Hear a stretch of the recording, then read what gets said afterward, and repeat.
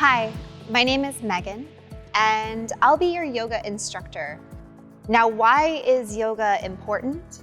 Maybe you've heard that you should practice because of the physical benefits, the mental benefits, the emotional benefits. But the number one reason why yoga is important, what makes it different from any other sport you could play or activity you could do as a hobby, is that yoga at its core is designed to bring you back to yourself.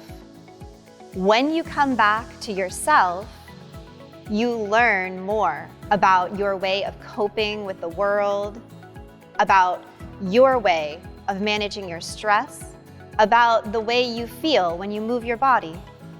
So as you discover your yoga practice with me, I want you to allow yourself the freedom to explore. Think of it as a big experiment, nothing serious, just experimenting with what feels good from one day to the next. As you take this first step, we're going to take a moment to look at what are the components of a beginner yoga practice. How can we keep you safe and free from injury as you start a daily home practice? Let's get started with step number 1.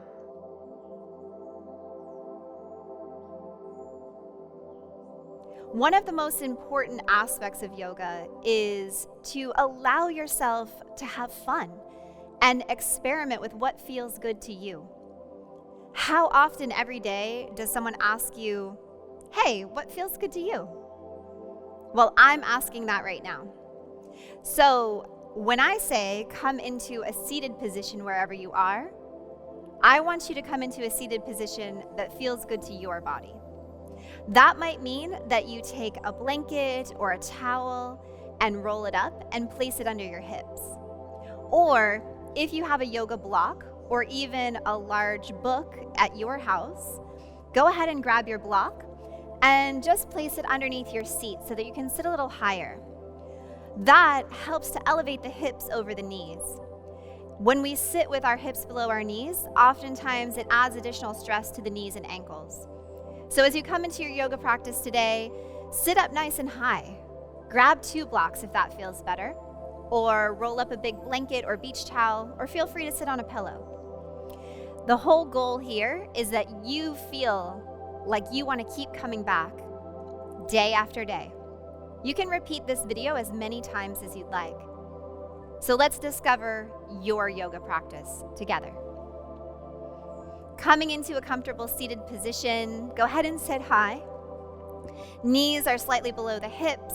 You could stretch your legs out if you'd like, or you can cross at the ankles. Hands drop down on your knees. If you flip your palms facing down, it's said to ground your energy. So maybe let's enjoy the sense of grounding today. We live in a crazy world, so allowing ourselves to feel grounded starts to invite us into our yoga practice. Keep your eyes open for this first go-round of discovering your yoga practice. Maybe in the future, you start to feel like closing your eyes at the beginning of the class. If so, do what feels right. Start to breathe in through your nose and out through your nose. If that's a change for you, take your time. Just playing around with sending the breath in through the nose and out through the nose. Focus on keeping that breath going in through the nose, out through the nose. Don't necessarily try to make your breath longer or deeper or in any way more yoga related. Just notice how it feels to breathe in through your nose and out through your nose. Good. 3 more times, focusing on breathing in through your nose and out through your nose.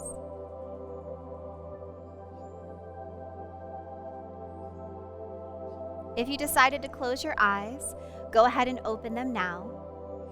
Taking your hands down beside you, slowly drop your chin to your chest. As you exhale, roll your right ear over to your right shoulder and pause. Take another breath, rolling your chin to your chest. And then roll the left ear over to the left shoulder and pause. Take another breath, rolling the chin to the chest. We'll go just a little faster, just taking ear to shoulder on one side. And then back through the center line without taking your head behind you, ear to shoulder on the other side. One more time, side to side, rhythmically warming up the neck. It's important to warm up our neck for our yoga practice for a couple of reasons. Part of our neck muscle really helps us to take a fuller breath. So as you stack your head on top of your body once again, as you bring your spine nice and tall, notice that maybe your breathing changes just a little bit after stretching your neck. Bringing that movement into the shoulders, take 3 big shoulder rolls to the back.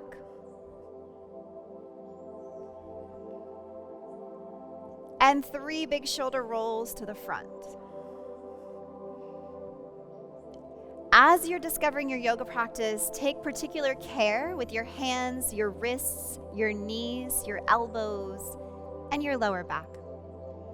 Transitioning to our tabletop position, take your block out of the way and set it off to the side and come to your hands and knees. You can face whatever direction feels the best to you. Take your hands out just about underneath your shoulder or perhaps a little slightly further forward. Curl your fingers on your yoga mat as if you're giving it a massage. Feel like your hands are a brake system so that if you rocked forward, your fingers would catch you. If you rocked back, the heels of your hands would catch you. Come right to the center, and on your next inhale, flare your tailbone back, drop your belly towards the ground, and send your eyes to a neutral point out in front of you. Exhale, tuck your tailbone under, round up along your spine like a Halloween-style cat. Tuck your chin to your chest, pause. Inhale, flare your tailbone back, drop your belly down, send your eye gaze to that neutral place. Exhale, tuck your tailbone under, round up along your spine, really hug the low belly in, bow the head. One more time on the inhale, flare your tailbone back, drop your belly down, send your eye gaze to neutral.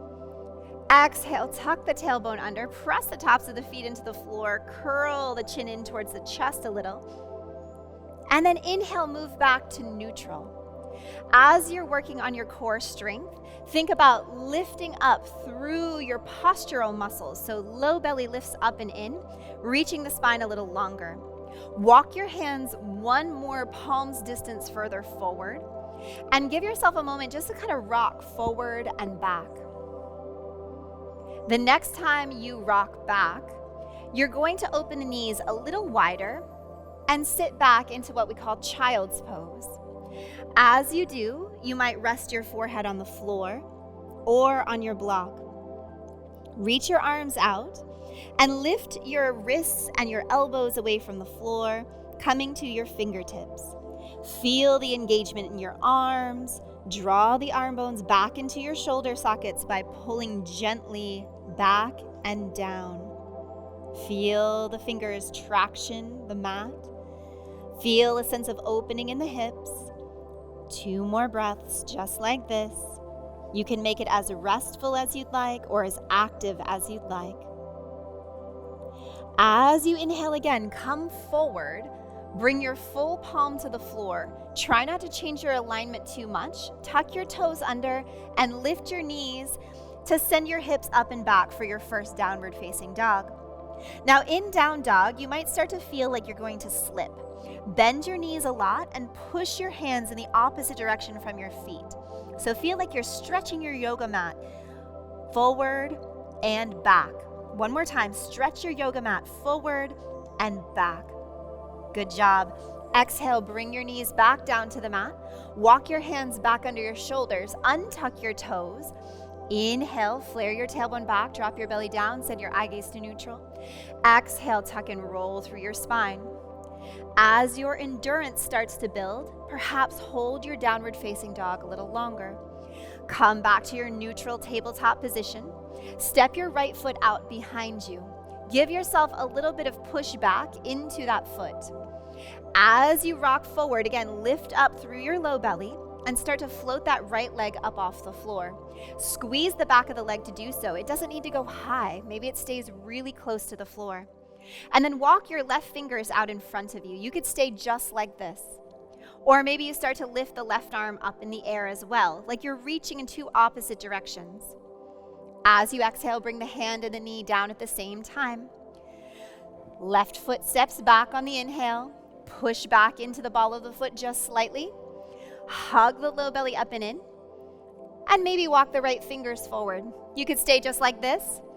Or as you really lift up through the abdominal muscles, support the lower back, maybe lift the hand and the foot off the floor.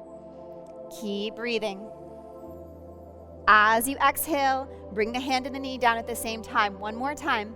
Stepping that right foot back, left fingertips might come forward, zip up through the low belly like you're zipping up a tight pair of jeans, and maybe the hand and the foot lift up. Doesn't need to be high. Feel yourself reach in two opposite directions. Exhale, the hand and the knee come down. Left foot steps back. Maybe right fingers go further forward. Left foot might lift. It doesn't need to be high. Squeeze the back of that left leg to do so. Lift up through the low belly. Maybe lift the right arm up as well. Feel like you're reaching in two opposite directions. One more breath. Exhale, drop the hand and the knee at the same time. Walk your hands one palm's distance further forward. Tuck your toes and exhale to lift to your downward facing dog. Let your head hang right between your upper arms. Bend your knees a lot. Curl your fingers on the mat.